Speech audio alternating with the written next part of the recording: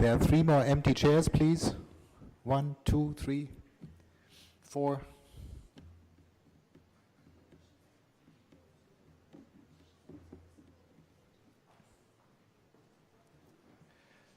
Thank you. Tam można? Tam сидит, tam jeszcze.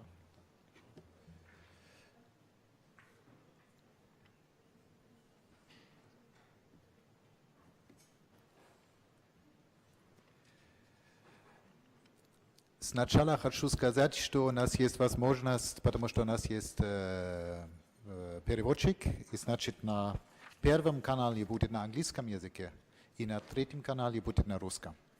So for everyone who doesn't understand both languages, we have simultaneous translation. So we have a simultaneous translation into English and into Russian.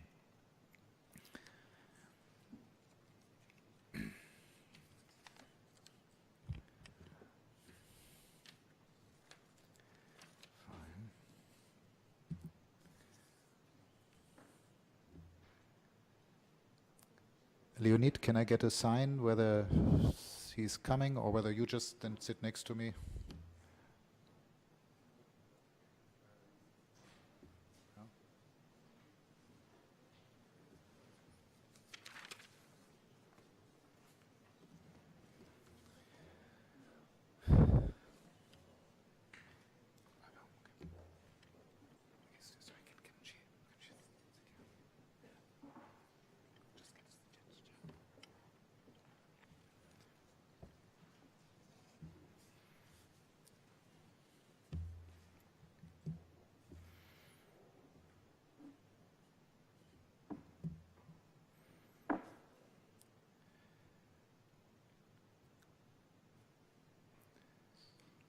Anna, can I get a sign? Is everything technically fine? We are fine? Okay. Well, good morning, everyone, and welcome to Adami Talks. Adami Talks is an event where we want to discuss, where we want to hear experts talk, and it's an event that is organized by the Adami Media Prize for Cultural Diversity in Eastern Europe. And we are here in Chisinau, the capital of Moldova, in the European Hall, I think a very nice and beautiful conference room in the Parliament of Moldova this morning. And we have live streaming with 3 universities in the Eastern Partnership countries. I hope you hear me all. Can we just have a little check to Georgia, Tbilisi, Georgia? Can you hear me? Can you give me a sign? Can you wave with your hands? Is that Tbilisi, Georgia? Yeah, this is Georgia. Okay, everybody sees this is Georgia, and we are here from Moldova. Okay, we also have a university in Armenia, in Yerevan. Can you wave with your hands? Do you hear me? Okay, this is Yerevan. Hello, Yerevan. And if I'm correct, we have in Ukraine also a live streaming. Yes, okay, I can see you, I can hear you, I can see your hands, wonderful, so technically this was a perfect technically check. And you see another picture, this is, for those who know it, it's Kutuzovsky Prospect in Moscow, because that's where the office is of ARD, of the first channel of Germany, because if you have seen in the program, one of our experts is the head of the Moscow office, of the Moscow bureau, of the biggest TV station in Germany, of ARD. And unfortunately, because of the crisis between, at the moment, what's happening politically between Ukraine and Russia, she could not join us here in the room, but she will join us live on Skype from Moscow.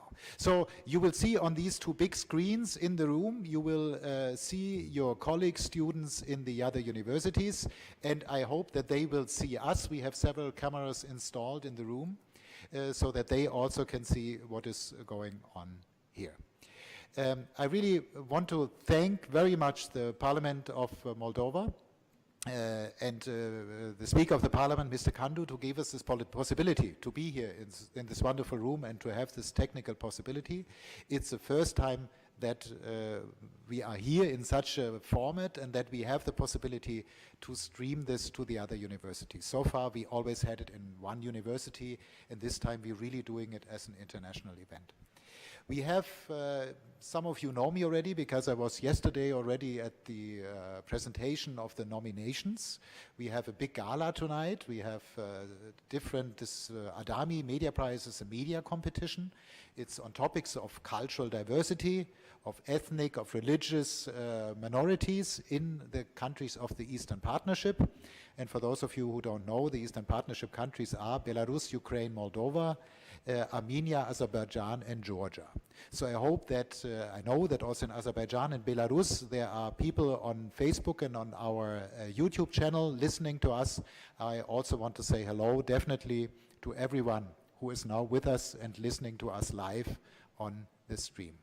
And I invite everyone to watch tonight's gala and tonight's gala event, which will also be broadcasted on our YouTube channel.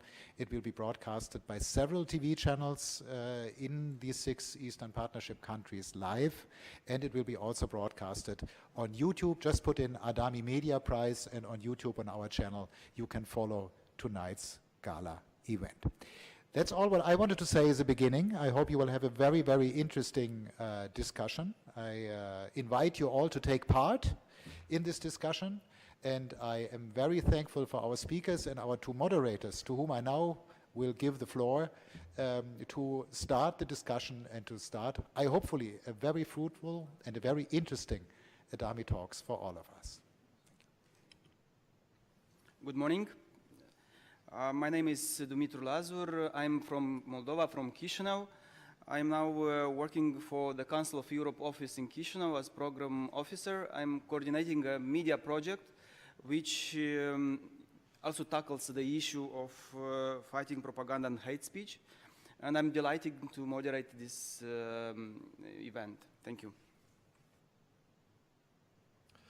And my name is Yuri Bastiuk. I'm also moderating this event. Thank you very much for this wonderful opportunity. And I'm a journalist and a head of a media company from Odessa, Ukraine. And I specialize in public relations, communications, damage control, and media marketing. And I'm very excited to hear what our great guests have to say for today. Thank you. Thank you, Yuri. You have the program of these debates in front of you. The event is structured with the 4 presentations. We have 4 international experts who will deliver presentations of 5 to 10 minutes. Then we'll have a panel discussion with questions and answers, and I encourage you to ask questions to our guests, and I hope we'll have very nice discussions. I would like to present our experts.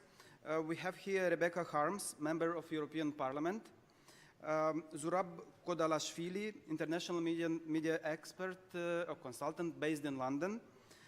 On Skype, we have Ina Ruk, senior correspondent from IRD, based in Moscow.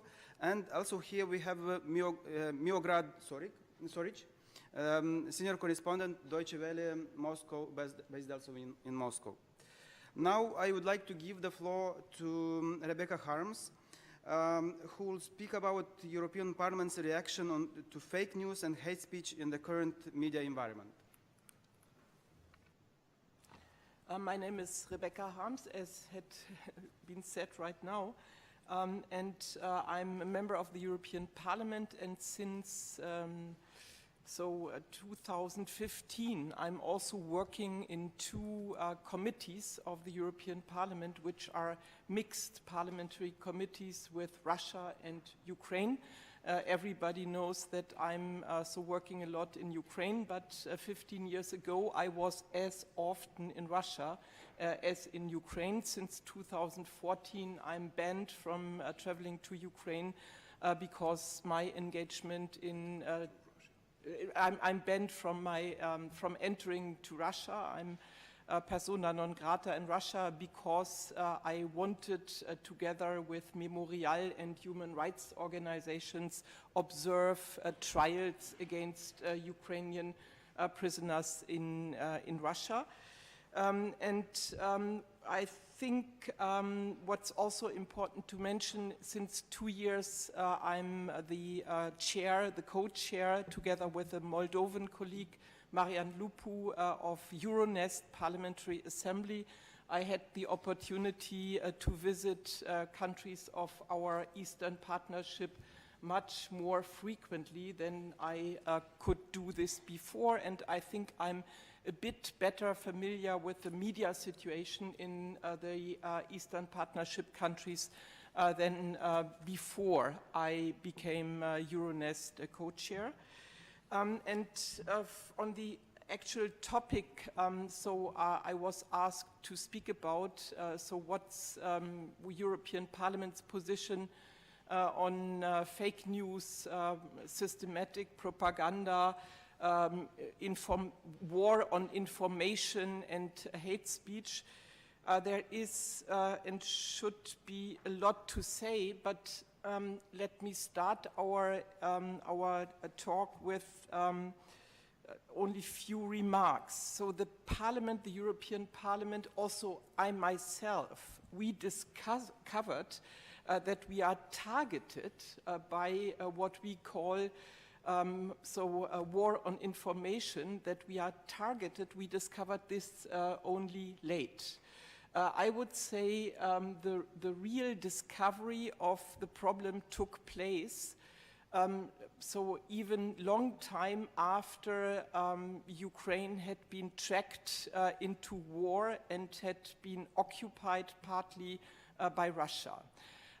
Maybe I was among the first who discovered that there is a kind of systematic targeting because I was very active during the Maidan protests in 2013 and 14.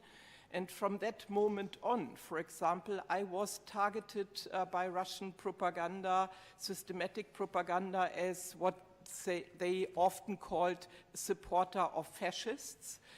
This made me quite nervous in the very beginning, and I had never experienced this before.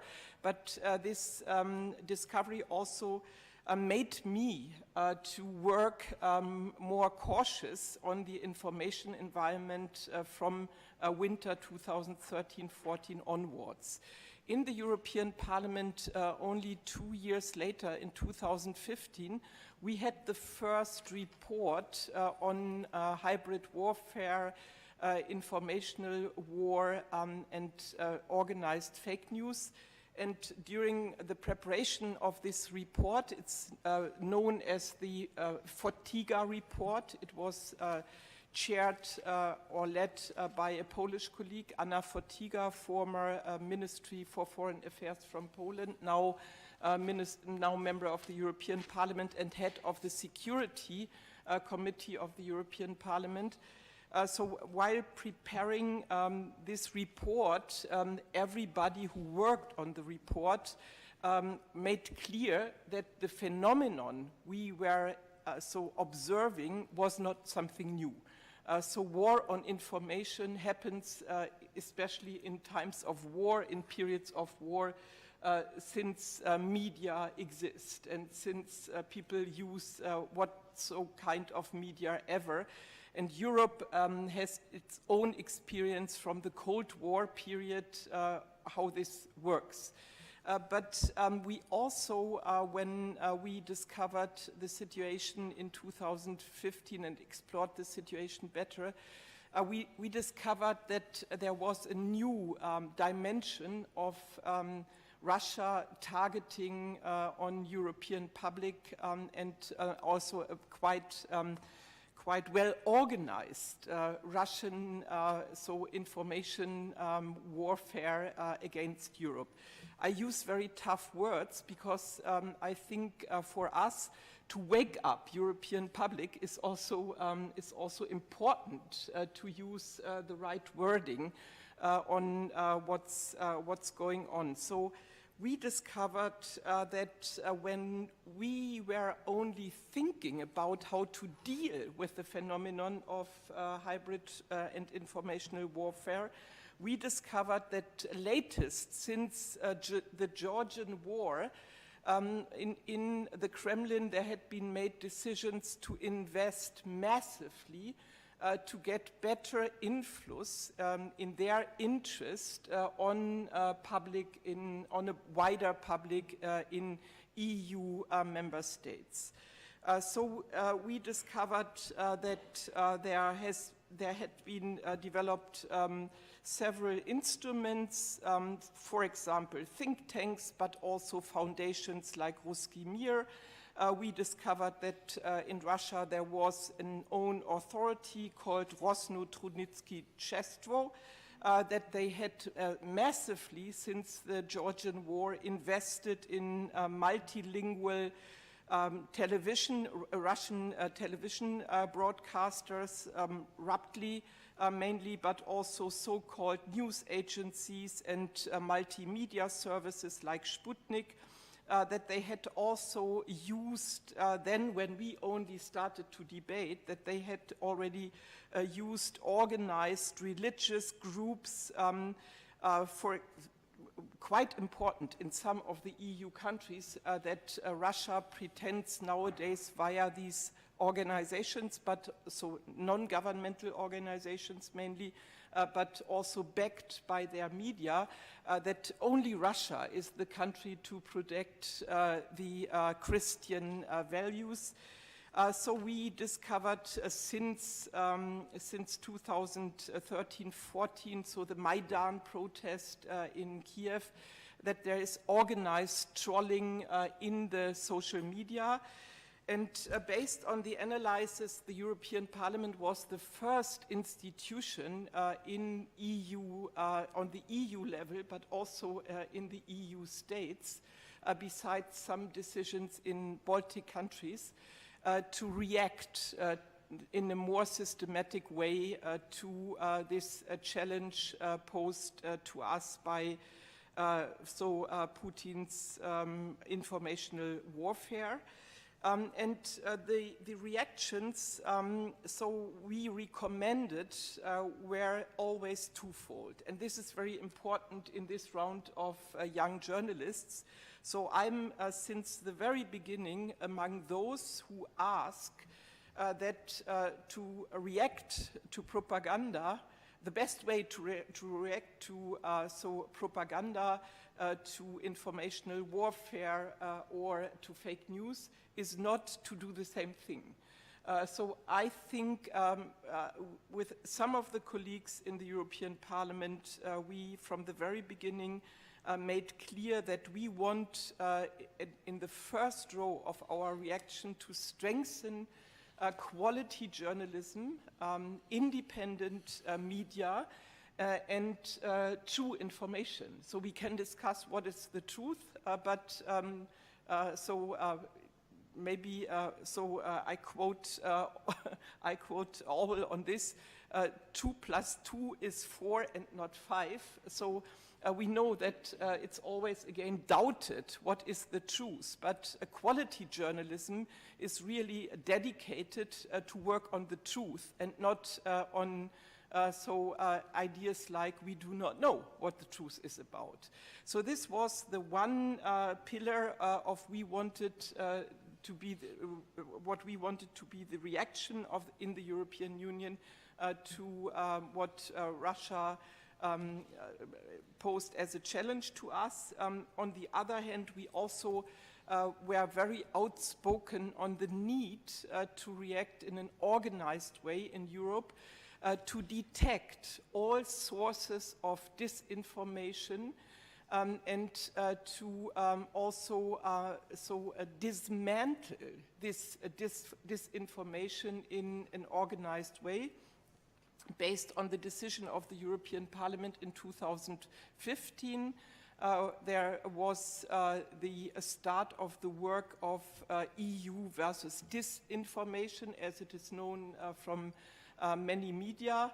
And we also asked the European Union to invest in a systematic way in this need to dismantle disinformation. The EU Stratcom, so this unit of strategic communication, is cooperating with a lot of non-governmental informations, and to quote only one, which has been very important from the very beginning, is stop faking news from Kiev. So I must say the leading groups on detection and dismantling of disinformation, the leading groups, were based in Ukraine for very good reasons. What Bellingcat and others are doing nowadays is very much founded on the basic work which took place with Inform Napalm and Stop Faking News from Ukraine. So I'm signaled that this is enough for the introduction, and I agree. Thank you very much. We'll have some more time to elaborate on that and on your work during the Q&A session. And right now I would like to give a word to Zurab Kodalashvili, who is a communication expert from London. Добрый день, я буду говорить по-русски, чтобы дошло до многих соседей, так скажем. Меня зовут Зураб Кудалашвили. Меня зовут Зураб Кудалашвили, я в медиабизнесе где-то 29, скоро будет 30 лет. Родился в Грузии, вырос в России, живу в Британии. Работаю в основном на разные западные организации, типа сейчас Thomson Foundation или Albany Associates, делаю консультации для разных государств, государственные проекты, в основном британские и американские проекты. Насчет сегодняшнего моего спича и доклада, да, так скажем, я сейчас принял решение чуть-чуть поменять его после доклада моей коллеги Ребекки, потому что я так решил. Да. В каком веке мы живем, вот, информационном? Здесь сидят студенты, я очень рад, что здесь сидят, нас смотрят, там, Тбилиси, Москва, Чуэрион, да. Приветствую всех. Мы живем в веке, где я буду еще и визуально показывать вам. Come on.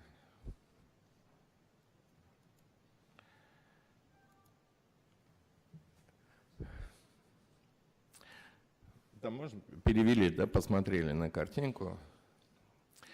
Я 20 лет работал в горячих точках. Это раньше была моя специализация до того, пока я ушел в медиа-менеджмент и медиа-консалтинг.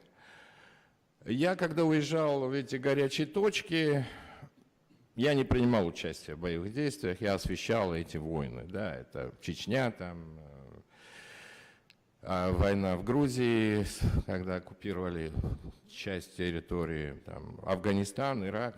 Когда я возвращался домой, я эту войну оставлял на месте. То есть я не приносил домой эту войну, и я не участвовал в боевых действиях. А сейчас что у нас происходит? У нас происходит то, что война у каждого из нас в мобильном телефоне. Фактически и мы участвуем в этих боевых действиях. Это информационная война, и мы участники этой войны. Кто не согласен, можно поднять руку, что не так. Да, мы, каждый из нас, участвуем.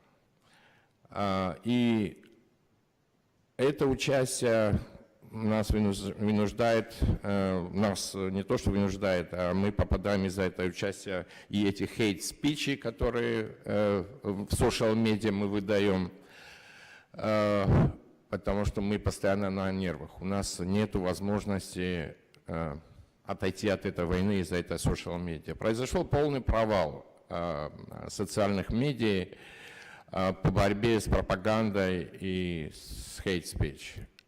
Ни Цукерберг, ни там своим Фейсбуком, ни Твиттер так и не справились с этим.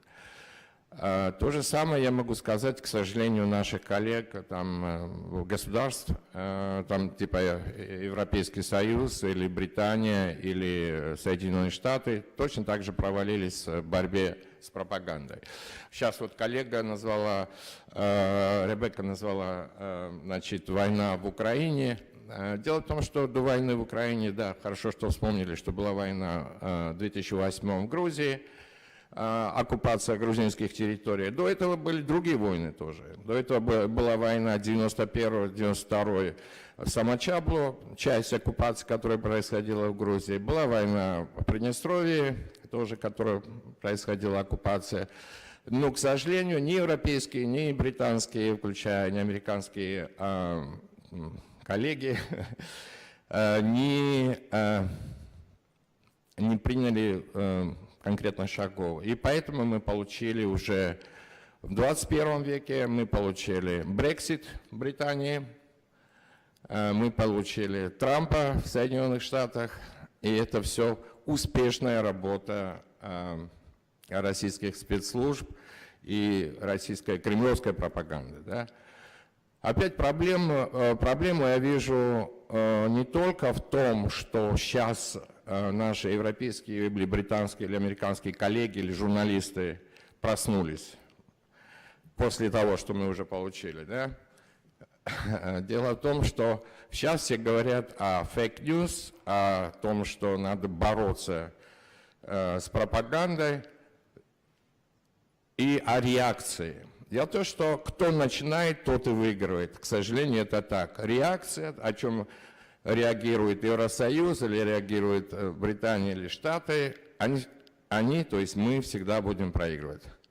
Потому что нету превентивных мер, не принимается никаких. Это прекрасная платформа Stop Fake в Украине, Инфонапалм и так далее, но до этого в 2011 году в Грузии при Михаиле Саакашвили был создан телеканал ПИК. Я был исполнительным директором этого телеканала, русскоязычный канал. У нас тоже, мы тогда боролись частично с фейк-ньюсом, но у нас не была реакционная работа. Мы в первую очередь вещали на русском языке на территорию России и для россиян. И мы заставляли Кремль реагировать и нам не приходилось ничего врать и ничего придумывать.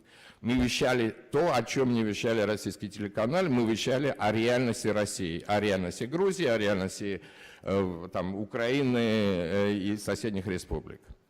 Мы вещали туда, мы не защищались, мы просвещали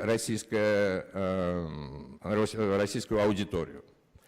И я считаю, что это было намного эффективнее, чем реагировать на те фейки и на ту пропаганду, то, что делает Кремль. Еще один момент я хотел бы добавить. Я говорю, я полностью изменил из-за Ребекки.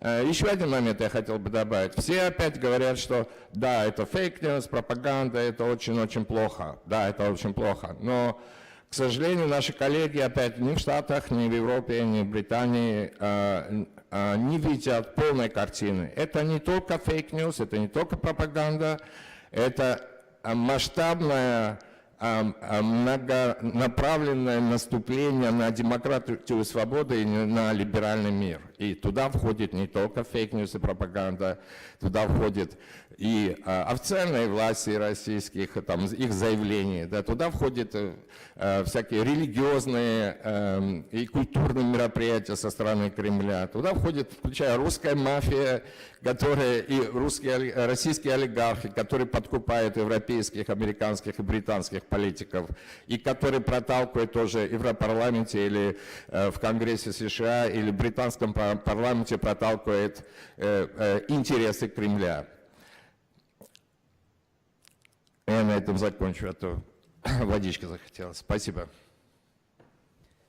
Thank you so much, Zurab, for your nice, interesting presentation. Now I would like to give the floor to Miograd Šorić, who is a senior correspondent with Deutsche Welle, and he will speak about fair coverage of controversial issues in the context of the topic of our conference. Thank you. Thank you. Ms. Harms, Ms. Ambassador Ganigar, thanks for inviting me. I'm not in this important program here, but only on this other one. The reason is that Stefan asked me yesterday to step in for Ina, who is in Moscow, and I'm glad that she's going to speak later on. So that's the reason why I'm so bad prepared for this talk. So if I'm talking a lot of nonsense, then this is the main reason for it. So let me just say briefly what I'm doing. I'm a normal correspondent. I'm not a big star. I'm sitting in front of the camera, talking, making films. You know, was recently in Chechnya, did a story on AOPTTF. I just came back from Kyrgyzstan yesterday and did a story on people, you know, women sitting there waiting for their husbands who are somewhere in Russia working, earning money. So that kind of stuff, that's my job. Before that, I was bureau chief of Deutsche Welle in Washington for 8 years. So I was with Mr. Trump on the campaign trail. It was an interesting experience. You know, when you, in a big hall, 5,000 people there, you're in the middle with your camera, you know, trying to see what Mr. Trump is saying. And then he's pointing the finger on you and saying, you know, this is fake news. And 5,000 people turn around and they look at you and, you know, you don't feel really good. Why I'm telling all this? Because, you know, it's true. There's a lot of fake news propaganda coming from Russia. I will not repeat what my colleague said. It's true, and, you know, I don't want to elaborate on that furthermore. But it's not true that this is a new problem. That's not true that this is the only problem coming only from Russia. You know, we all know the story with Mr. Babchenko. This is classical fake news coming from Ukraine. That's one of the reasons why they have a huge problem with credibility. You know, when you start lying one time, they won't believe you again. So fake news is a big problem, not only from Russia. So that's one thing that I would like to mention here. And do we have fake news in the West? Yes, of course. Think about, you know, Iraq war. Do you remember? Yeah, probably not, you're too young for that, but, you know, in the run-up to the Iraq war, when the US intelligence was trying to manipulate the Western media just to mobilize public support for the Iraq invasion, it was fake news. Do you remember? No, probably not, you're too young. The so-called, what's it called, horseshoe plan? You know, same thing, you know, in Kosovo. Never was there, but it was there. So we had this problem in the West as well. Not to the extent that's coming right now from Russia, though Ms. Harms is right when she said that, you know, the dimension is completely different. But we had this problem in the West as well. I just wanted to mention that. What is the difference between disinformation and misinformation? Maybe it's sometimes good when we talk about fake news just to know what is that disinformation. And yesterday evening I was trying to prepare myself a little bit for this talk, and I looked it up, and I think I found a good definition for that. Information that is false and, this is an important word, deliberately created to harm a person, a social group, organization, or country. So deliberately organized. And misinformation is information that is false but not created with an intention of causing harm. So, hi Ina, you can't wait to, it's your turn coming. All right. So what is it, you know, quality journalism complies with professional standards and ethics. This is very important, and we shouldn't forget that. So to come quickly to an end so that we have more times for discussion, what is the most important for us journalists? Is it fact-checking? Is it telling the truth? Is it to be balanced and fair? Is it to be impartial? I think all this is important, but the most important is our credibility. If the people don't trust you,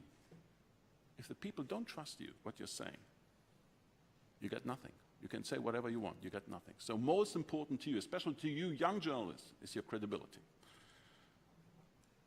And what I'm saying, why I'm telling you all this, because I think it's important for you, starting your career, to make choices, to think about for whom are you going to work for. Just recently, some people applied for a job at Deutsche Welle. I looked it up. He was really good with the camera. He was good looking. He was, he was just very good, but he worked for Russia Today. Huge propaganda tool from Moscow, as we all know. So no chance to switch sides. If you start lying, if you work for that kind of channel, you always have no chance to work for organizations like Deutsche Welle, BBC, and many others. So think about what you're doing. What kind of choices are you going to make? Think about it. And think also about what kind of journalism are you going to do in the future. There is no patriotic journalism.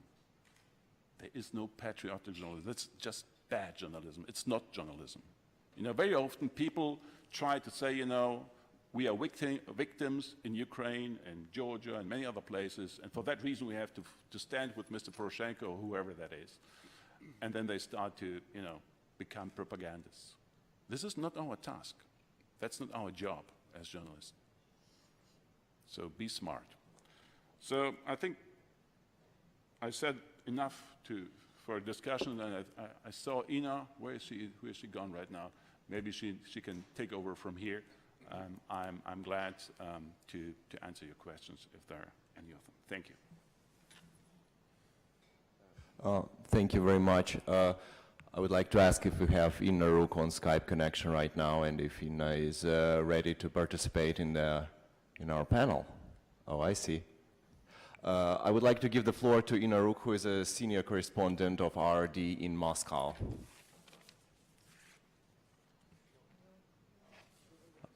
We will, wait a second, we will put your mic on. You need to put your mic on from your side. We can't hear you, no?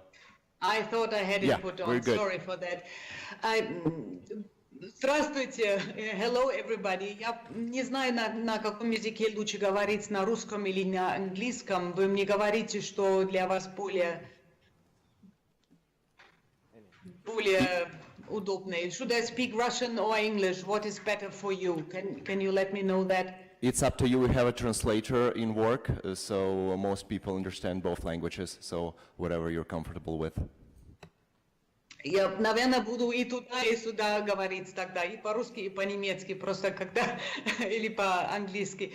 Я очень рада, что я хотя таким образом могу участвовать. Очень жалко, что не могу приехать. Хотела бы, конечно, быть там с вами сейчас. Очень интересное событие, но, к сожалению, вы сами знаете, что происходит, и я никак не могу уехать из Москвы сейчас. Но привет и добрый день. Hello, everybody.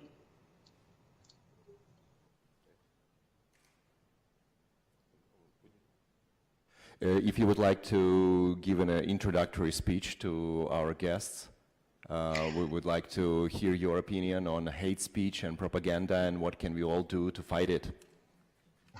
Yeah, I have quite a lot experience with that. Или давайте я лучше по-русски буду говорить, потому что я тут весь день уже говорила по-русски сегодня. Мне легче так будет. Я первый раз сталкивалась с таким, то мы сейчас называем fake news, когда я была на Майдане в 2013 году уже. Я до сих пор очень хорошо помню, это был декабрь. Было довольно много иностранных корреспондентов на Майдане, а вдруг появились слухи, что там на самом деле это все организовано фашистами, что там фашисты, они прятают оружие в палатках, и это было все как настолько странно нам казалось, что мы даже смеялись над этим, но слухи это не уходили, а мы перестали смеяться, когда мы поняли, что это уже что-то, что очень сильно имеет влияние. Когда наши главные редактора из Германии, из Англии, я помню, коллеги были, из Австрии были коллеги, и все мы получили звонки от наших редакций дома, где они нам сказали, а что вы молчите про фашистов, которые там везде? А мы уже поняли, что да, там кто-то очень сильно и удачно сеет вот эти fake news и начинает нам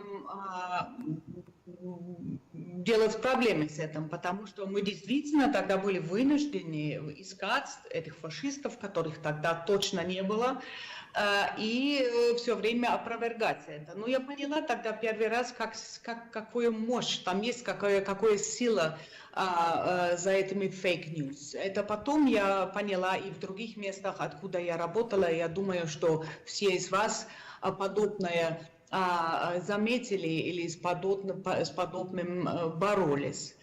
Есть еще вторая степень этих fake news. Это когда их сделают, когда вот эти фейк-события вдруг начинают. И я такое видела в США во время предвыборной кампании перед выборами господина Трампа президентом Америки. Я помню, что была такая ситуация, что вдруг мы все слышали, что там в Техасе, в Хьюстоне, вдруг митинг против исламизации Техаса. Чего было очень неожиданно, потому что, во-первых, очень мало мусульман в Техасе, во-вторых, там в этом Хьюстоне есть этот исламский центр, существует уже чуть ли не там 15-20 лет без проблем, а вдруг вызывают к митингу, и да, состоится митинг против исламизации Хьюстона.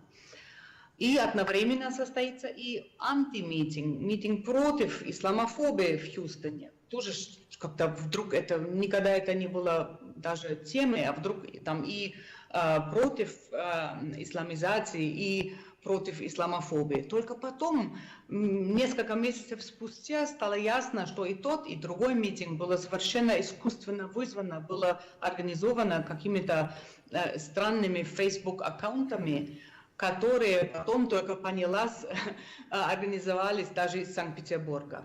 Может быть, с целью дестабилизации общества, непонятно, что это было, но я поняла опять, какая там мощь, да, за этими фейк-ньюс, и как тяжело с этим бороться. То же самое, там, например, мы все корреспонденты в Америке тогда следили разным аккаунтам по Фейсбуку и по Твиттеру, чтобы быть в курсе, что разные группы планируются, да, и планируют, и там очень известная, мощная группа Black Lives Matter, где черные американцы боролись за права человека. Там среди них были какие-то тоже известные аккаунты. Один такой аккаунт по Фейсбуку называется Blacktivist.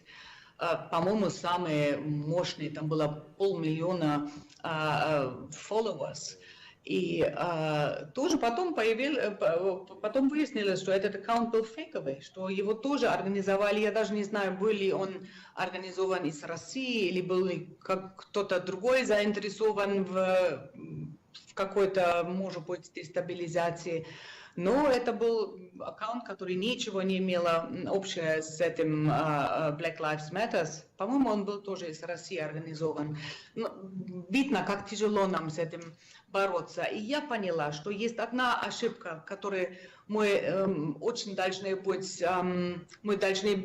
уверены, что мы эту ошибку не совершаем. Это пытаться поставить fake news, или там не совсем ясно, что это такое, вот такие сомнительные новости на один уровень с фактами. Когда мы начинаем то, что мы называем эквидистанс, да, вот по-немецки, когда мы начинаем найти какую-нибудь середину, когда, например, есть это известное высказывание, вы, наверное, ее знаете, что если кто-то говорит, что форма Земли, что Земля это диск, это плоская, да, а другой говорит, что нет, Земля это шар, то нельзя нам, как журналистам, говорить, что форма Земли спорная. Потому что мы, конечно, знаем, что это шар и не плоский какой-то диск, да. Значит, это вот самая главная ошибка. Не надо вот релативировать и делать вот эту эквидистанцию в таких общих ситуациях. И второе, это очень просто, когда единственное, что помогает против фейк-ньюс, это хороший ресерч. Когда мы смотрим в окно и видим, что там солнце светит, да, и кто-то другой говорит, нет, там дождь идет, то единственное, что помогает, это действительно открыть окно и почувствовать, что там на самом деле происходит. Я, может быть, я тут объясняю вам факты, которые все слишком простые, вы все профессионалы, вы все знаете, о чем я говорю, но мне важно это еще раз подчеркивать, что бороться с фейк-ньюс можем только мы журналисты сами, мы должны честно делать свою работу и очень быть мужественным тоже против наших разных начальников, которые, может быть, верят в каким-то фейк-ньюс больше, чем нам. Мы должны их убеждать. Не знаю, что вам еще говорить, это просто то, что мне сейчас в голову придет по поводу фейк-ньюс. Задавайте, может быть, вопросы. Я, к сожалению, не услышала, о чем вы говорили раньше. И, может быть, вы все это уже давно обсуждали, извиняюсь тогда за это, но давайте.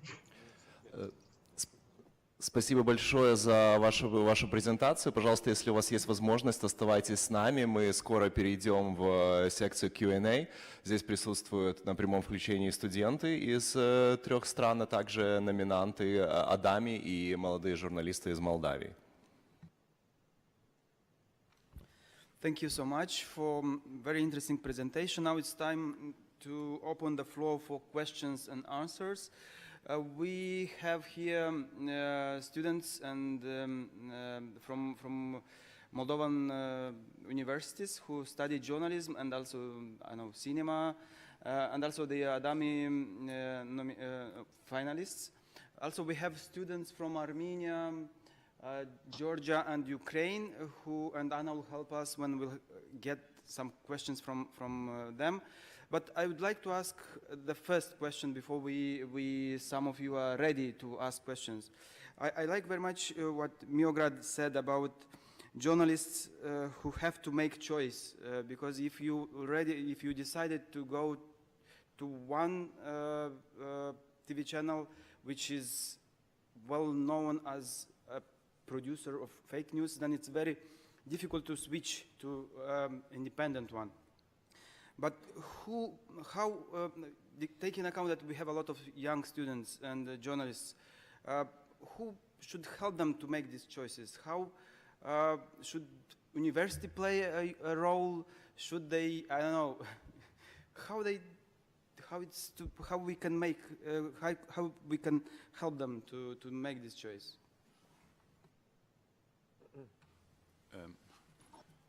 Well, I think it's not that difficult.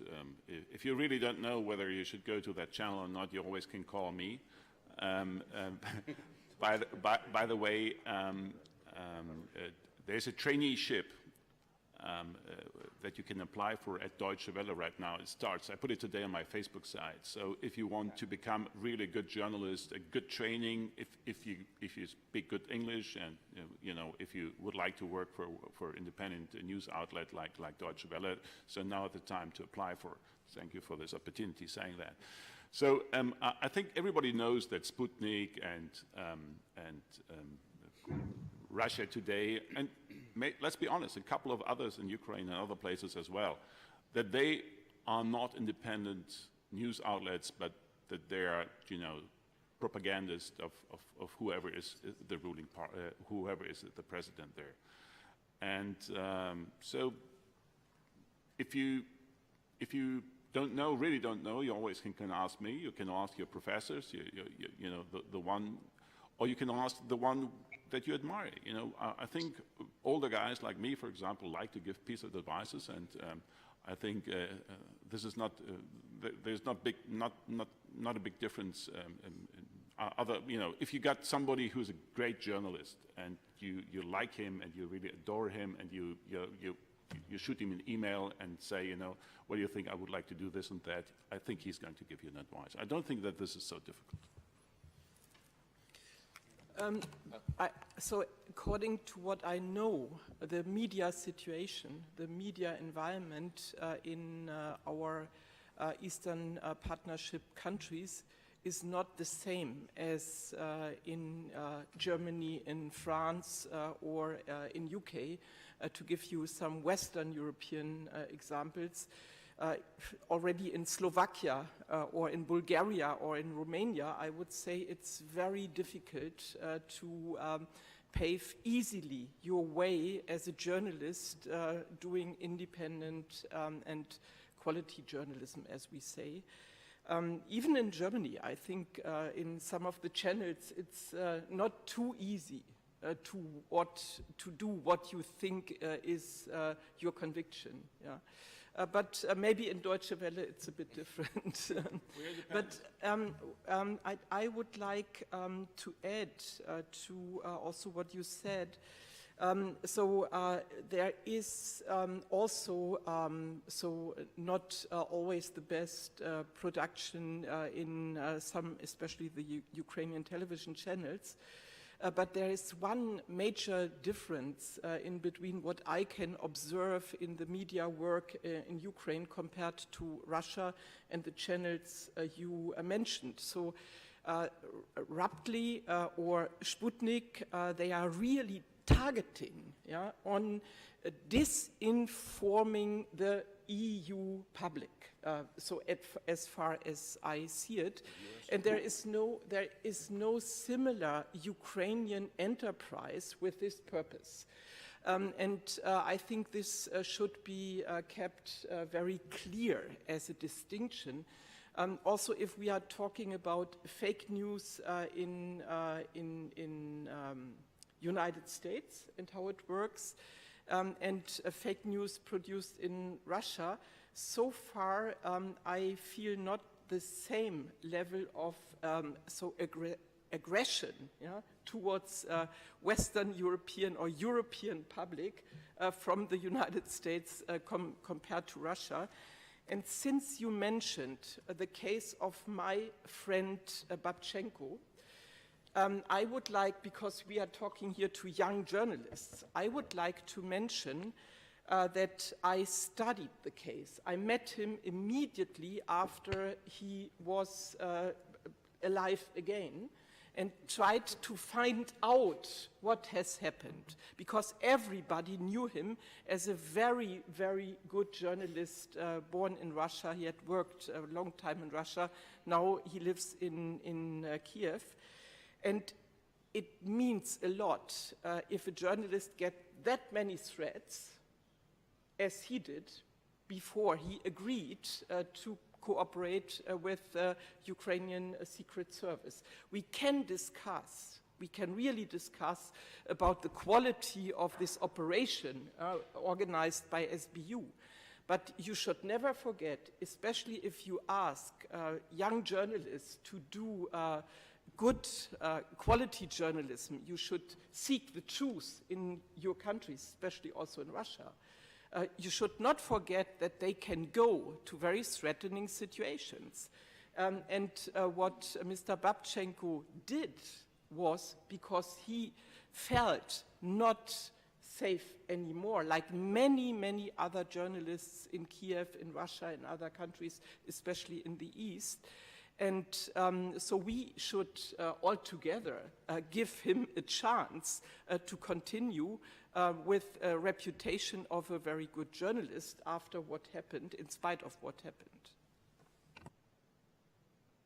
Я хотел бы добавить вот насчет вопроса Дмитрию и то, что Мёдрак ответил с Ребеккой.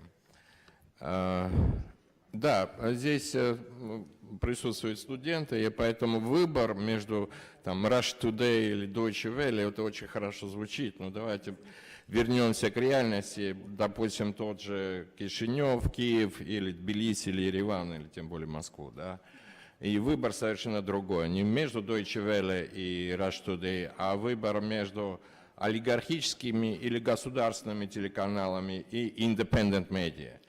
И если каждый из нас посмотрит, что реально присутствует, допустим, в той же Молдове или в той же Украине, Это в основном олигархическая медиа, которая тоже пропаганда, да, это чисто внутренняя пропаганда, которая потом успешно перетекает уже за определенные суммы денег, перетекает уже кремлевскую пропаганду, да. Сегодня эти олигархические медиа патриоты, а завтра за хорошие бабки, не за Бабченко, конечно, становится пропагандой тоже, да, уже международной пропагандой. И проблема именно в этом заключается, именно локально, на местах, именно олигархические медиа. И, к сожалению, independent медиа, независимые медиа не имеют достаточного финансирования, чтобы ну, не знаю, как-то конкурировать, потому что и реклама, и телеканалы, и медиа принадлежат олигархам. Это проблема. И у журналистов, которые здесь сидят в зале или которые слушают онлайн сейчас, у них тоже небольшой выбор, к сожалению, потому что если они идут independent media, у них маленькие зарплаты и, ну, плохо кормят себя и семью. А если они идут в олигархические медиа, значит, они уже в шоколаде, да, и когда они в шоколаде, они с этим шоколадом и портятся именно эти молодые журналисты, потому что они должны вот выбирать.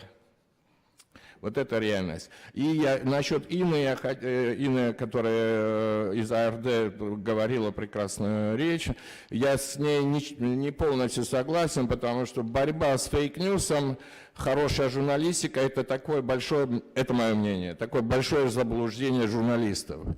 Потому что фейк-ньюсы и пропаганда – это комплексная работа вместе с российскими спецслужбами, вместе с российским МИДом, вместе с российским кэшем, который скупает полезных идиотов на Западе и на Востоке вокруг. Да? И вот это вот заблуждение, что хорошая журналистика, мы победим фейк-ньюс и пропаганду, которые комплексе намного больше. Это военная операция Кремля. Вот и все. Спасибо. Thank you. I see that we have quite interesting discussions and the experts are not agreeing between them, which is good. And Milorad wants to add something before we switch. Just to be on the, that there is no, that you don't think that I really would compare American fake news with Russian fake news. Of course not. Of course not. I just mentioned that there is some sort of fake news in the West as well, and that's all what I mentioned. So there is no disagreement with Mrs. Harms on that issue at all. About the quality of managing the whole Babchenko thing, we can really have a discussion, and I think we agree on that, this one as well. And finally, to say, if you want to make money, if really this is your aim, what is perfectly okay. My oldest son lives in New York, you know, he has seen his father working all life for journalism where you don't make a lot of money.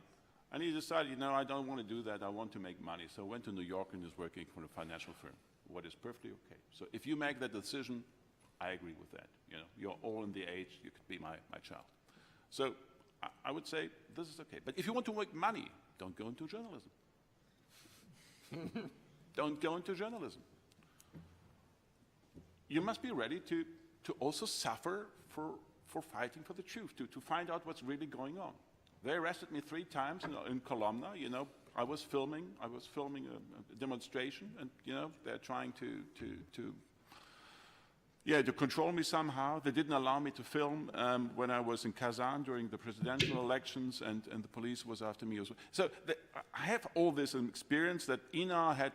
Probably much more, because she's now in Russia, I think the 3rd or the 4th time, so her experience with Russia is much bigger than mine.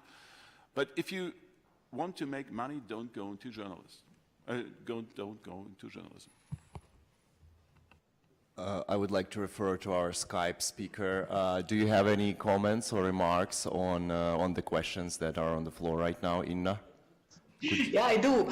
And I understand it sounds very naive. Кажется очень наивным сказать, да, вот фейк-ньюс надо бороться хорошим журнализмом. Я уверена, что это, конечно, не все, что нужно, но надо не забыть, что надо быть хорошим и честным журналистам. Я понимаю, какая там сила стоит, и если я вижу, что, например, в Германии происходит, да, где очень большое меньшинство, по-моему, их сейчас около 3-4 миллионов, так называемых русских немцев. Это потомки тех немцев, которые при Екатерине II приглашались тогда в тогдашнюю Россию 150 лет тому назад или 170 лет тому назад. Их потомки возвращались в Германию с 80-х годов. Они живут у нас, очень хорошо интегрировались, разговаривают по-немецки, естественно, но дома все разговаривают, или многие еще по-русски, и они все смотрят русские каналы через спутник у нас, и что творится там именно со стороны российской пропаганды, мы видели недавно, когда был этот известный случай, вы, наверное, про него слушали, про девушку Лизу в Берлине, где просто придумалась такая история, что девушка Лиза в Берлине, русско-немецкая девушка Лиза была изнасилована группой беженцев из Сирии. И это потом оказалось, что это всего не было, но все равно вот были большие митинги, и вышли на улицы очень много этих русских немцев, потому что они верили этим пропагандистским СМИ. И, конечно, против такое чисто работать с хорошим журнализмом, наверное, не очень далеко мы идем, но где альтернатива? Я категорически против того, чтобы мы принимали те же меры, чтобы мы тоже стали там пропагандой заниматься, да.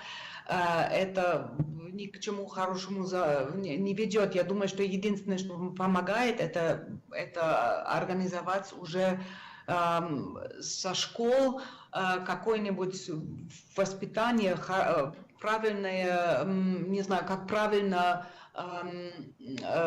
консумировать СМИ, как критически с нужными вопросами относиться к тому, что публикуется. Я думаю, что это единственное, это очень долгий процесс.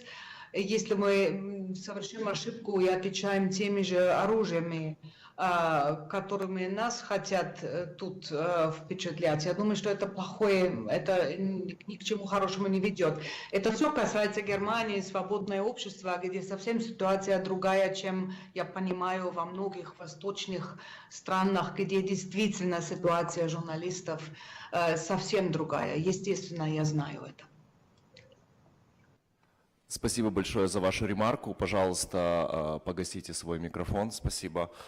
Пользуясь правом модератора, я хочу задать второй вопрос нашим гостям, перед тем, как мы отдадим право задавать вопросы нашим онлайн-зрителям и присутствующим здесь. Итак, будучи украинцем, как вы, наверное, много знаете, мы участвуем в информационной войне. Несмотря на ограниченные средства, Украина принимает ряд мер, чтобы каким-то образом противодействовать дефамации и пропаганде. Часть этих мер – это прямая цензура и закрытие каналов, через которые эта информация проникает в нашу страну.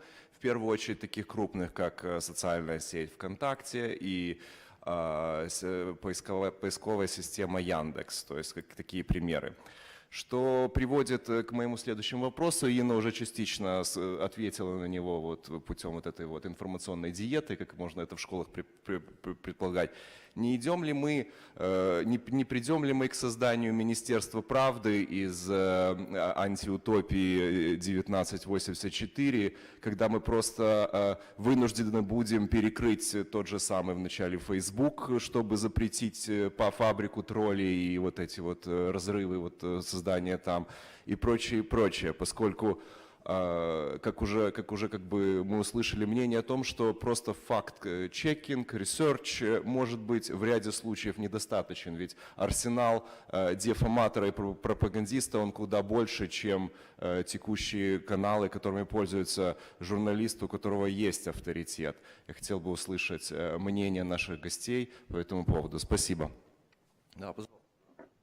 Да, я могу ответить насчет этого. Когда-то в начале 90-х, там, в 90-91 году я работал на Радио Свобода, там грузинская служба, и ну и BBC русская служба. Да, я помню тогда, ну, по-моему, тогда уже меньше закрывали наши каналы, я имею в виду радиостанции на территории, еще Советский Союз был. Да. Сейчас другое время, сейчас у нас время, даже покажу, как я это называю. Да. Вот. Сейчас у нас время вот такое, я это называю время интерактивной пропаганды. И с перекрытием то, что вы сказали, надо ли закрывать эти каналы, не надо закрывать.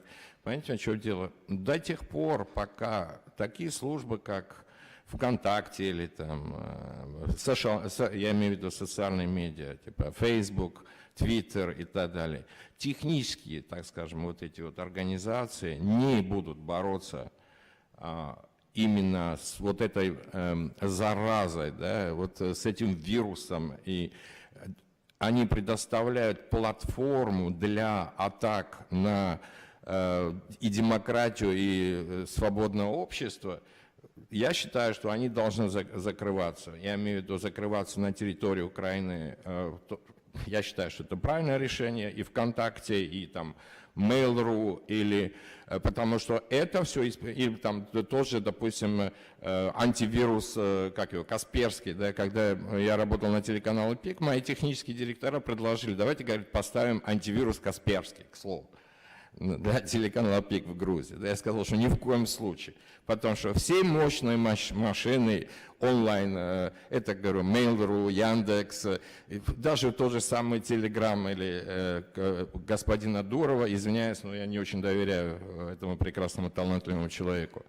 Вот. Я лично запрещал, потому что это используется, если вы имеете представление, как действует кремлевская машина, которую возглавляют представители все министерства возглавляют представители спецслужб российских, да, они мыслят так. И поэтому все инструменты используются только для целей там, разведки или разрушения нашего западного общества, или там, тоже для создания проблем в Грузии или в Украине, или там, в той же Германии, или в той же моей же Британии. Да.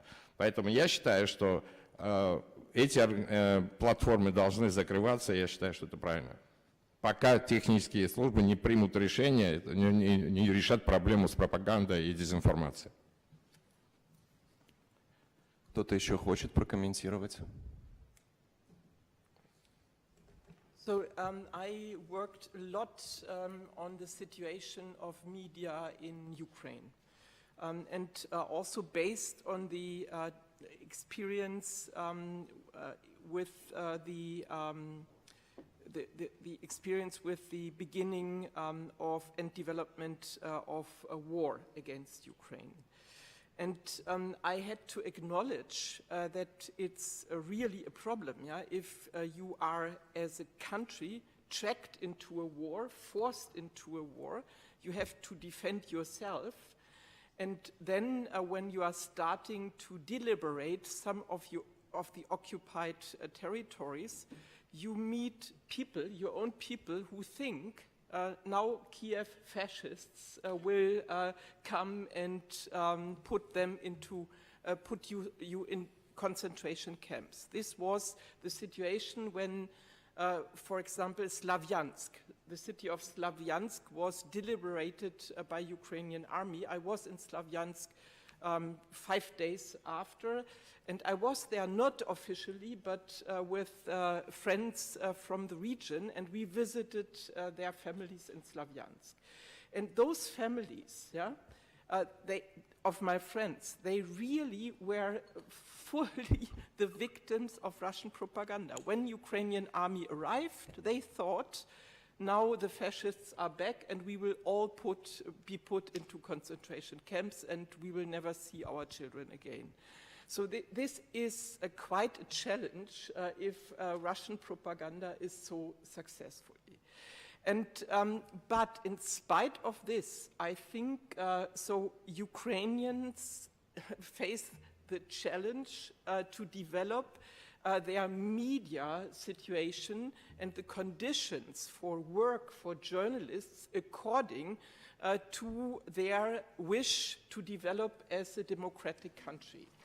I think media sector in Ukraine has to follow Ukrainian law, but not every journalist working in Ukraine who is a patriot must always agree with the Ukrainian government's line.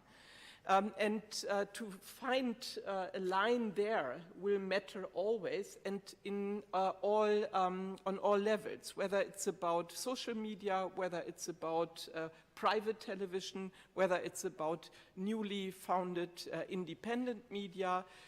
It's possible, to make your independent news, to be a patriot, but to disagree with Mr. Poroshenko. And what often goes wrong is that in Ukraine, independent journalism is seen as the challenge, an additional challenge for stabilizing Ukraine. I disagree on this in not all cases, but in many cases. And probably one of the biggest mistakes in Ukraine is that they are not allowing enough access to occupied territories for independent journalists, also from EU states, to report from those territories. It's quite a challenge, meanwhile, to go there, not only because of the Russian side, but also because of the conditions created in Kiev, and it's the same also for Crimea. I would really wish it would be more easy for journalists to work in Crimea, independent journalists to work in Crimea, so that we get a more independent picture from this. One word also very important, so this Mirovorets list created not by the government, it's not a governmental list, but it's also not brought down by the government. The government should bring down this list, but it's not in the government's responsibility. This list which gave access to all detailed information of journalists working in Ukraine is really quite an ugly, horrible instrument, and so really Ukraine should work to stop this list.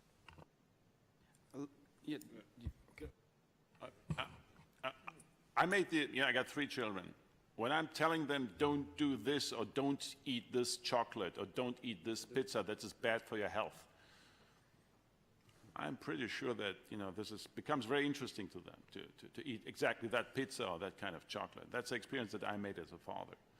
I remember the good old times. I'm old enough during the Soviet Union, when all those programs coming from Radio Liberty, Deutsche Welle, Voice of America, and Deutsche Welle, when the Soviet Union spent billions of dollars, not rubles, dollars, every year to make to do everything that the people in the Soviet Union are not going to listen to those programs.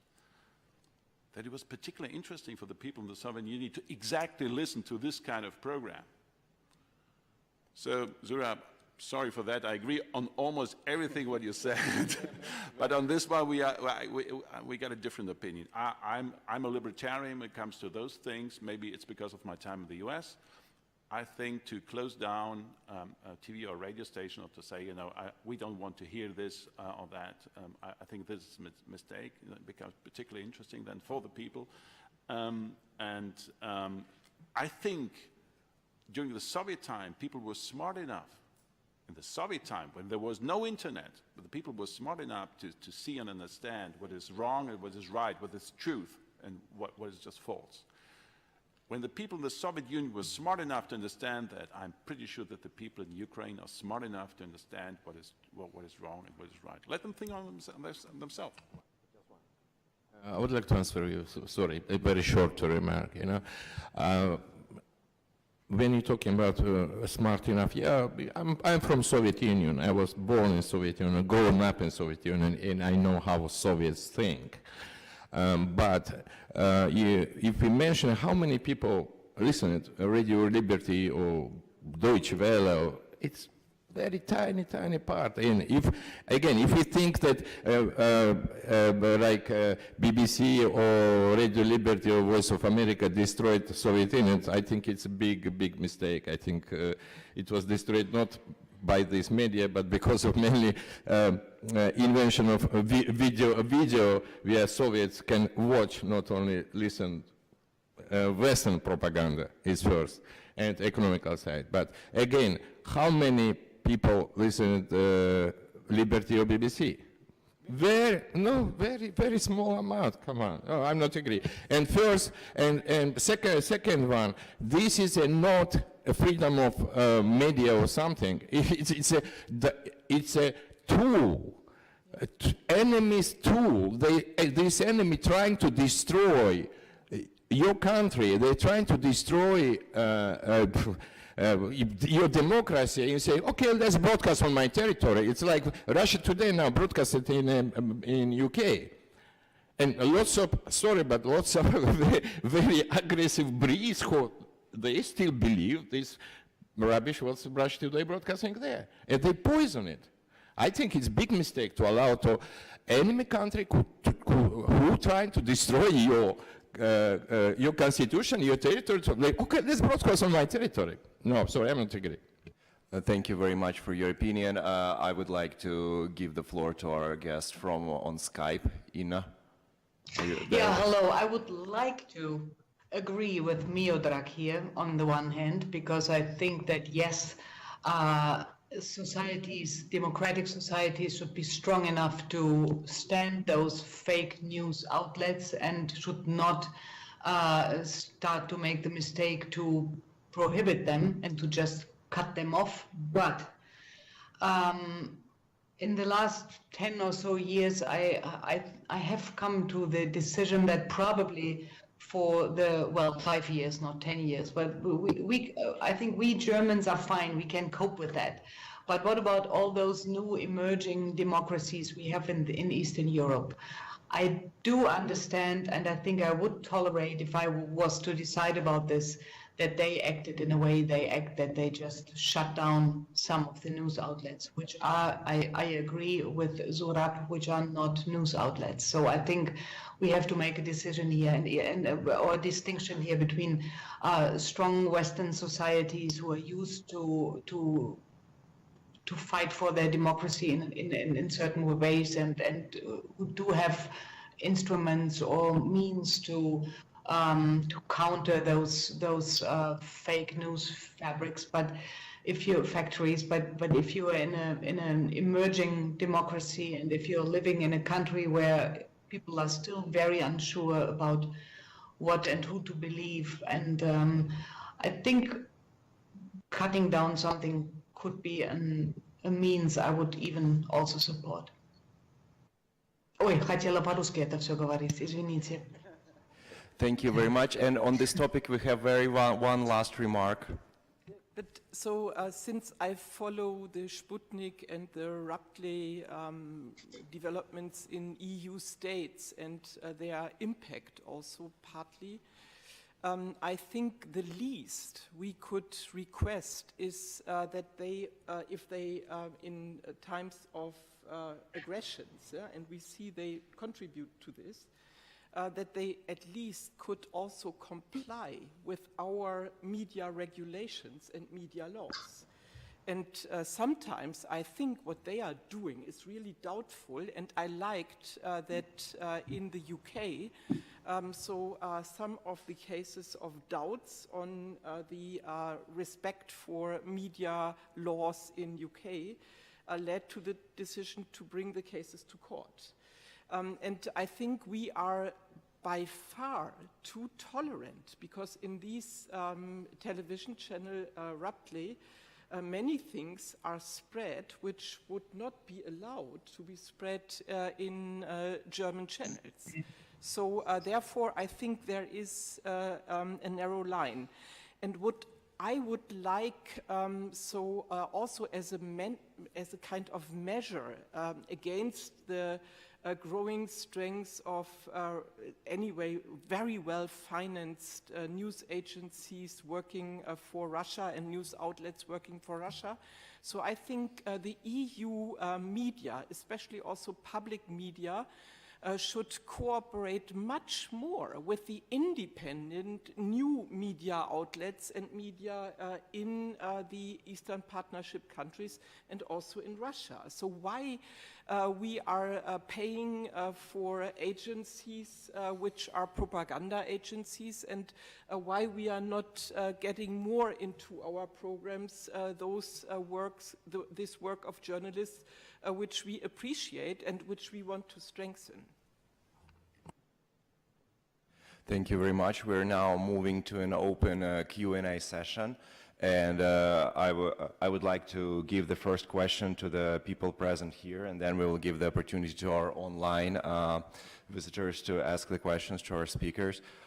We probably won't have time to have a question from everybody, but please raise your hand if you have a question, so me and my colleague will see the order in which we will proceed. Okay, when you're asking a question, please state your name and what you do, and state to whom exactly are you asking a question so we can direct it. So we may start with the first question from our audience here. First and then second. Yes, thank you. I'm not a student, but I've listened with great attention to the debate. I'm Dieter Boden. I'm a former German diplomat and member of the Advisory Council of Adami. So listening to this debate, there's one question that comes up with me.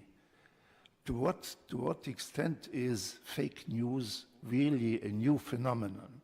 I mean, we were mentioning, I happened to live a couple of years in the Soviet Union, and we used to call this simply propaganda. And we also had the term propaganda war, as we have it now with hybrid war. We created just a new term. So what is the new character of fake news? I sometimes wonder whether this is not a very blown up thing. Is it a new form of aggressiveness? Is it a new form of refinement, of also flexibility and new professionalism? What is it really that makes it a new phenomenon? I want to understand this, and I have no real answer. I will illustrate it with an own example. I mentioned already that I discovered the impact of organized fake news and spreading fake news on my own when I was participating or witnessing, so it was a mixture of the events in Maidan in 2013 and 14. And I was, in the same time, the leading candidate for the German Greens for the European elections. And when my party, so the Secretary General of my party, discovered what was going on my Facebook page and on Twitter, he came to me and said, "You have to change the topic. You cannot continue to campaign on Eastern Europe and Ukraine in this election campaign." I said, "Sorry, I have to. It's part of my political identity and profile in European Union." And we had in the party a discussion how to deal with it. But you see, it's really, it has impact. What's going on is not without impact. Journalists had to cope with it. I know what Ina mentioned, about 13, 14. What I faced was faced by many journalists, and we had to defend what we wanted to do as our work in politics or in the media after this massive attack of Russian trolls via all the social media channels. And this was not the same before. Yeah, I would like to answer your question, Matt. What's the difference between Cold War propaganda and how I call it, interactive propaganda era, yeah, where we are now? Difference not only that it's with this interaction and it's you deliver new messages, new propaganda you can deliver or receive each second. Difference is that if we call it hybrid war, which one I don't like this word, but here is not only propaganda. I mentioned already a few times today that it's not only propaganda, not only fake news. It's a complex operation, including Kremlin or Russian dirty money who with businessmen or with oligarchs who work in your territory. It's plus Russian mafia who bribing or blackmailing your deputies or politicians or who knows who. It's complex operation. It's not only information war. It's a war with information. And this is an interactive propaganda, not only just like if during the Cold War we had a chance for deliver information, I don't know, via some newspapers or some radio station. Now we're receiving this propaganda in each second in our smartphone. It's completely different. And again, this is a complex war, which one includes propaganda, but not only propaganda. I would like to, I know you're in line, but we have very quick questions from our online journalists because they're leaving probably for sessions. Could we please bring them on now?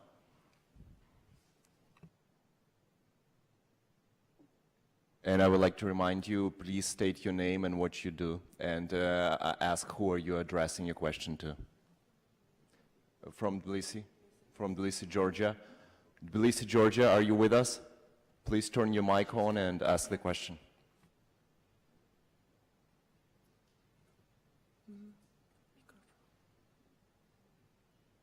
Okay, are we there?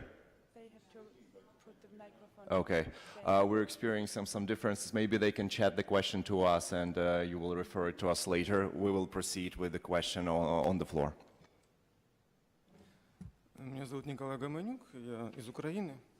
Представляю здесь сайт «Путь через культуру». У меня вопрос у меня вопрос касательно стратегии противостояния фейк-ньюс, пропаганда. С одной стороны, мы должны реагировать, да? Но реакция на фейк-ньюс только привлекает внимание к фейк-ньюс. Таким образом, как бы усиливаем эффект пропаганды фейк-ньюс на аудитории. С другой стороны, мы не можем игнорировать их, каким-то образом противостоять им. Но часто это противостояние оборачивается взаимодействием, да, и привлечением внимания к то, что мы хотим опровергнуть. То есть опровержение становится средством привлечения внимания. То есть мы достигаем противоположного эффекта. Соответственно, у меня вопрос, какую модель реакции на фейк-ньюс, на пропаганду вы считаете оптимальной, чтобы избежать этого эффекта ненужного привлечения?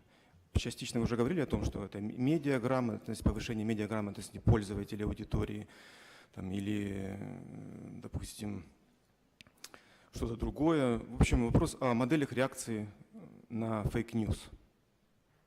Кому вы задаете вопрос? Я думаю, мне интересно мнение Зураба и Миаграда, потому что у них противоположное мнение. Пожалуйста.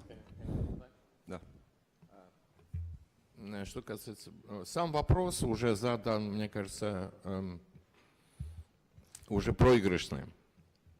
Вы задали вопрос, как реагировать на пропаганду, да?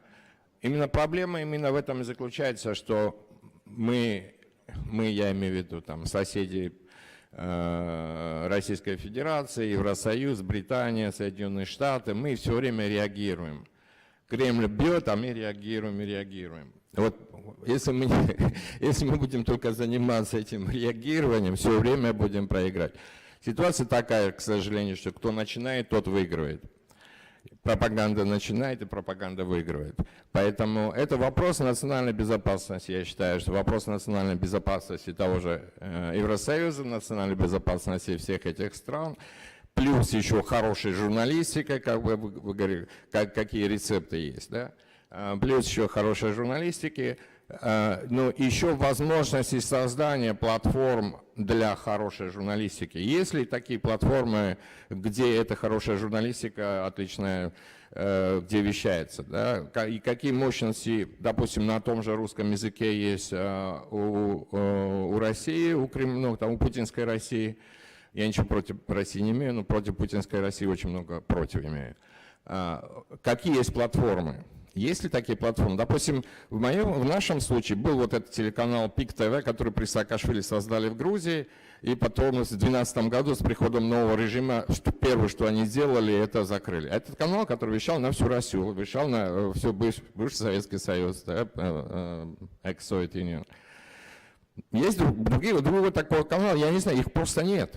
Есть украинские каналы, которые прекрасно вещают на украинском или смешанно, которые вещают для украинской территории, там, населения и так далее. Но международного канала такого не существует, это раз.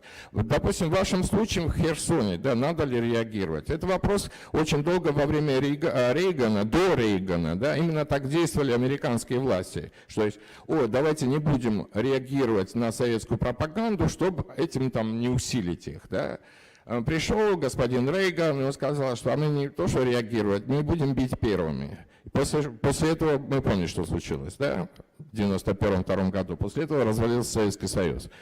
Так что если будем все время сидеть и ждать, когда нас стукнут по голове, и как же реагировать или не реагировать, все время будем проигрывать. Вот и все. А решение у меня лично есть. Решение, допустим, это уже не здесь для дебата, допустим, мой личный проект отправлен там в State Department, уже полгода жду ответа. Да? Ну, как уже будет действовать, там, не знаю, Евросоюз или каждая страна, или это уже не знаю. Но действует очень медленно. И поэтому всегда проигрываем.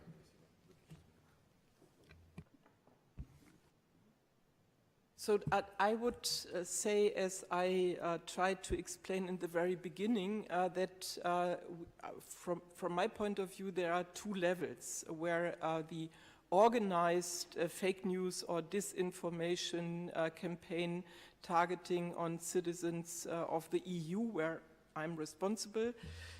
So we need twofold reactions. And in the beginning, I was not so sure about it. So 2013-14, I was not so sure about the first level.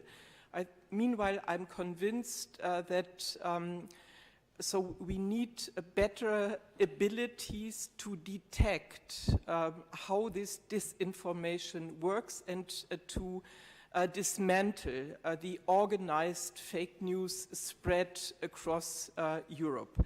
And I think that what we started in Brussels, this unit in our External Action Service, what we call strategic communication, should be organized together also with similar units in our member states, and they should continue as they did to cooperate with very experienced non-governmental organizations, or also with groups working at universities to really detect this systematic informations on the in the different tools the people behind the propaganda are using. On the other hand, I'm still convinced that we will win the battle not on this level, but we will win the battle because we will find out, we have to find out what the truth is. So, and one of the, I think, most deplorable developments is that more and more people are in this trap to say, yeah, but do we know what is the truth? It might be this, it might be that. There are many options, yeah? And this is, especially since we are talking with young and some experienced journalists here, this is the wrong attitude. Especially investigative journalists, but also normal journalism is always focused about reporting the truth, finding out the truth. And politically, we have to do much more to strengthen this possibilities for journalists, because also in the West, it was a bit lost that this is the core of a journalist's work and not what became a favorite idea that news has to be sold. And so whether it's sold better or worse is the main target of journalists. Thank you very much. Unfortunately, we don't have time to continue the discussion at this time.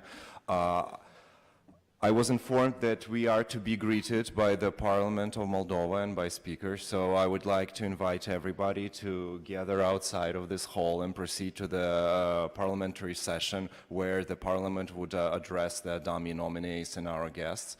And I would also like to urge everybody to join us tonight on Adami YouTube broadcast and see the gala event and the nominees taking the prizes, the Adami prizes. It's been a pleasure to be all with you, and if Dmitry wants to say his conclusion, I'm done. Thank you very much. Thank you very much. It was a very interesting discussion, and I hope we will continue discussing this topic with our experts tonight. Thank you very much, and see you soon later. Bye-bye. Inna, bye-bye. Thank you. Students, have good.